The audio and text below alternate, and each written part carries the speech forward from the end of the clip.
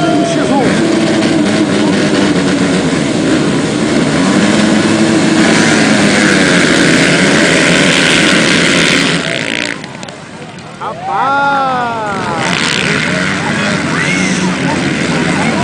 Não sei nem o que falar. Larga bem por ali o Carlos Eduardo, seguido pelo piloto número 12.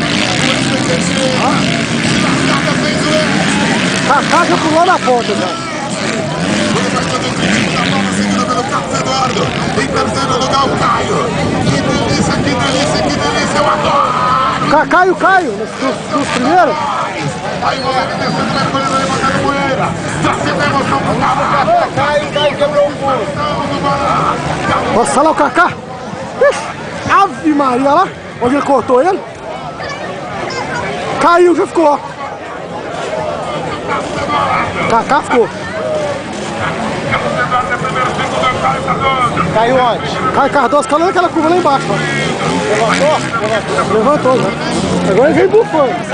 Ali, pegadinha. Vai beber.